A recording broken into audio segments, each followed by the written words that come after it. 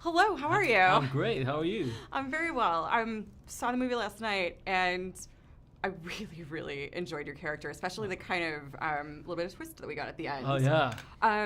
Can you fill in any more of Jones's background for me, or like, did you fill in any of that yourself, that specifically? Yeah, it's interesting because you see him as this business kind of obsessed person at the company, at the lab that Keanu works at, and I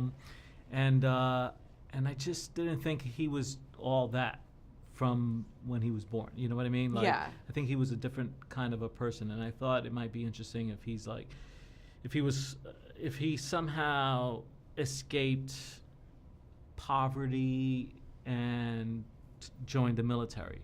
Okay. And he became like a career military guy, and from that his intentions and his goals probably wavered from being of service to being perhaps a little more selfish, and I thought that would be an interesting trajectory with his history.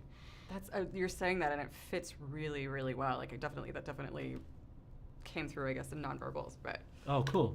Great. I'm curious to know, like, what you personally think of the ethics of the story of Replicas. Is this something that you would do for yourself, or like if you had the opportunity pie in the sky with a family member or somebody close to you? Yeah. Where do you stand on that? I'm like torn. I really am between the two sides. Like, I'm more like, I think more like day to day I kind of let things just happen and I try not to react, and so I'm like, I like to think I'm more pro nature, but I have a 12-year-old. I have loved ones, and I've had loved ones leave me way too soon, and so I think that I might contemplate it a bit more, if I can have them back and deal with the consequences later. That almost seems like Jones knows that and uses that a bit to manipulate Will. Yeah. Like, he knows that Will's kind of working off this emotion as opposed to this logic, and I kind of enjoyed that about their dynamic, that Jones almost feels like a bit of like a puppet master. Yeah, exactly. Yeah, and that actually was fun to have that in my back pocket, in Jones's back pocket, but yet, how do you like not show that too much, Right. and yet be the guy in power, What was your relationship with Keanu and Alice on set, just given this dynamic? Like, I think it was great. It really was. I really enjoyed my time with them. They're very much about the work, and that's how I think I am. So it was about the work. It was about enjoying each other's company, but really kind of diving in and doing the best we. So you did not try to murder their family.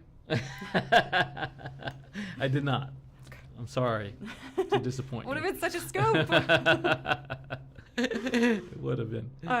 What initially drew you to the project? I feel like there's a lot of different things about it. Yeah, well, it was shot in Puerto Rico, and that's where my family's from, and it's beautiful. Have you been? I hear it's terrible. Yeah, it is. I hear it's just ugly, like awful. and the weather's horrible. Yeah, so cold. And yeah. I have a lot of friends. I have yet to go, but I want to. Yeah, it's beautiful, and I hadn't been in a bunch of years, so it was great to have that chance to go back and reconnect with some family members. So there was that. There was working with Keanu, who I've admired and respected, but haven't had the chance to work with him. So I was psyched about that. Yeah. Meeting the director, Jeffrey, was awesome. He seemed to be really smart and on top of the project and the story and cared about it, and the producers. So like everything just seemed perfect, and the timing was right. It was like end of summer. Which perfect. I never want it to end, so it was like, yeah, let's extend summer some more. Oh, that's so anytime I can extend summer, I'm all for it. I'm with you there. Yeah, I feel like that's low key one of the reasons I moved to Los Angeles. Yeah. Well, thank you so much. Oh, thanks. For the